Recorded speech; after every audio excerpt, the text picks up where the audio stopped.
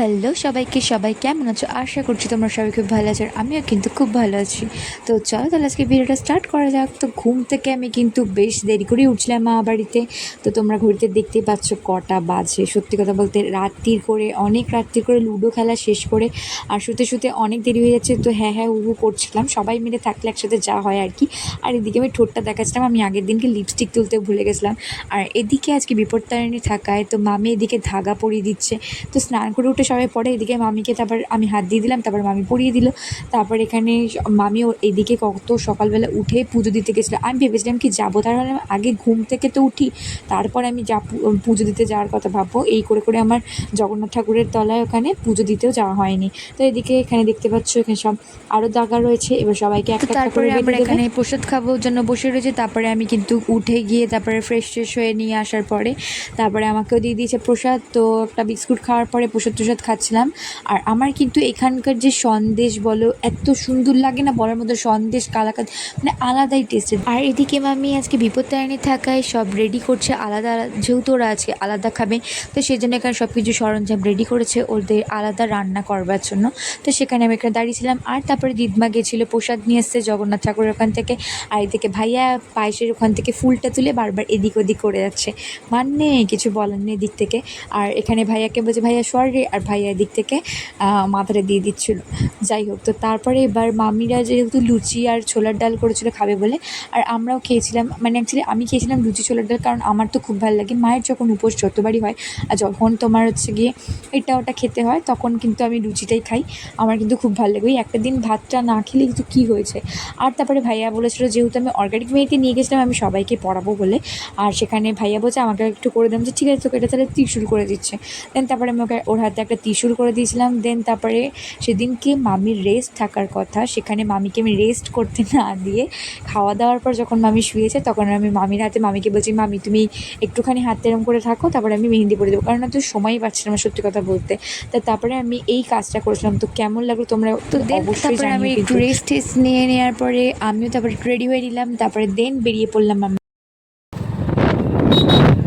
Hello everyone, আমি জানি না আমাকে দেখা যাচ্ছে কিনা। আমরা এখন ঘুরতে বেরিয়েছি। ভাইয়া আমরা এখন ঘুরতে বেরিয়েছি, যাচ্ছি হচ্ছে গিয়ে যোগগ্রামে। যোগগ্রামে যাচ্ছি। রাস্তা দিয়ে ভিডিও করতে করতে যাচ্ছি।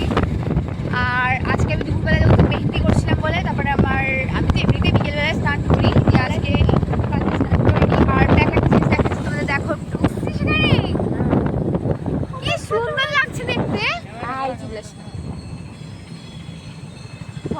আমার সত্যি আমার আসার খুব ইচ্ছা ছিল এখানটা। আস্তে আস্তে আস্তে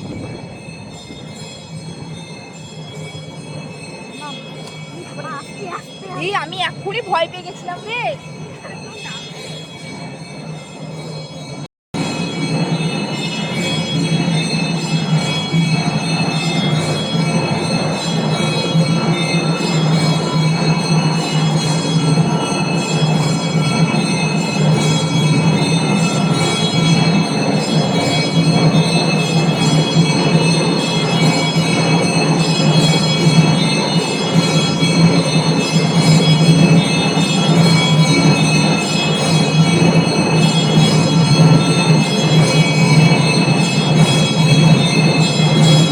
তো তোমরা এই মন্দিরটা আর ঠাকুরটাকে তোমরা দেখে নিলে, যারা যারা দেখে নিলে তারা অবশ্যই প্রণাম টনাম করে নাও। এই ঠাকুরটা কিন্তু অনেকটাই জাগ্রত, ঠিক আছে।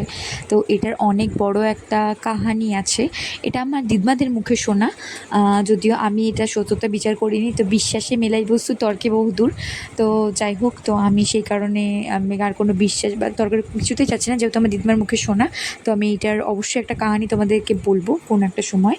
তো যাই হোক, তো আমি আগে কিন্তু এখানে দেখে নিয়েছিলাম যেখানে ফটো মানে মন্দিরে যেখানেই যাই না কেন আমি আগে দেখে নিই যে ওখানে ফটো তোলা নিষেধ আছে কিনা বা কিছু। তো সে কারণে এখানে কিন্তু লেখা ছিল যে ফটো তোলা নিষেধ। তো আমি ভিডিওটা করার পর না সাথে সাথে বন্ধ করেছিলাম। তো ভাইয়া বলছে কিছু হবে না, কিছু বলবে না, তুই কর। তো ওর অনেক কাউকে দেখছিলাম যে মানে ফটো তুলছিল, তো সে কারণে। আর এদিকেগুলো আমি না ঠিক জানতাম না যে এখানটা ঠাকুর আছে কিনা। আগে যখন মানে প্রত্যেকবার যখন মা বাড়িতে আসি তখন তো আসা হয়। আর এটা যেহেতু আমার মা বাড়ি থেকে অনেকটাই দূর, তো সে কারণে আমরা বিকেলবেলা করেই বেরাই। দিয়ে এখানে একটু থাকি, একটু দেখে নিয়ে তারপর যাই। তো সেই জায়গায় যখন দেখলাম যে না কিছু হবে না, তো সে কারণে মানে ছিল আমরা তো যাচ্ছিলাম একটা জায়গায় বললাম যেটা, তারপরে আমি ভাবিনি যে ভাইয়া এখানে নিয়ে আসবে। তো এসেছে যখন খুবই ভালো করেছে। তো আমরা খুব ভালো একটা দিনে গেছিলাম, তো সেটা বিপত্তারিণীর দিন ছিল। আর তারপরে তখন আরতি হচ্ছিলো, আমার খুব ভালো লাগলো দেখে। দেন তারপর আমরা রাস্তা দিয়ে তারপরে বেশিক্ষণ দেরি ব্যাপক করলাম না, কারণ লাইটিংটা আমাদের দিয়েছে রে। তাড়াতাড়ি বাড়ি ফিরতে হবে আবার। তো সেই জন্য এখান থেকে রাস্তা দিয়ে দেখছিলাম যে ভীষণ এত সুন্দর লাগছে, দেখতে। জাস্ট বলার মতো না। লাইটটা লেগে যেন আরও বেশি ভালো লাগছে। যাই হোক, কাকিমাটাকে ভুলে যাচ্ছি বলতে বলতে। হ্যাঁ, তো তারপরে আমার ঘুরতে আসার ইচ্ছা ছিল, ঠিক আছে, যে ঘুরতে আসবো। আর মানে সত্যি কথা বলতে ঠাকুর ইচ্ছা আসা বলে খুবই ভালো লাগলো। আর মন্দিরটা পুরো গেট আপ চেঞ্জ করে দিয়েছে, কি সুন্দর লাইট ফাইট জ্বালিয়ে দিয়েছে, আর খুব ভালো লাগছে। হ্যাঁ হ্যাঁ, আর আজকে তার মধ্যে বিপত্তারিণী, ঠিক ঠিক ঠিক। হ্যাঁ, মঙ্গলবার। যদি আমরা একটু তাড়াতাড়ি আসতাম তো অবশ্যই ঘরে থাকতাম। এবার যেহেতু অনেকটা লেট করে ফেলেছি, বাড়ি ফিরতে হবে আমাদের, জাস্ট বেরিয়েছি, তাই জন্য আর বেশিক্ষণ স্টে করলাম না, নয়তো থাকতাম। তো লেটস গো, আমরা এখানে এখন তোমরা দেখতে পেলে আমি এমন ভিডিও করছি, আমার তো আসলে ব্যাক ক্যামেরা তো ধরে তো অভ্যাস নেই। তো সেই কারণে আমি ভিডিওটা 2-3বার ক্লিপ নিয়েছি, দেখছি অর্ধেক এসে জানো, তো সেই জন্য আমি অর্ধেকটা কেটে দিয়েছি। তারপরে যতটুকু মুখ দেখা গেছে সেটুকুনি দিয়েছি, কী করবো আর, মানে বলার মতো না।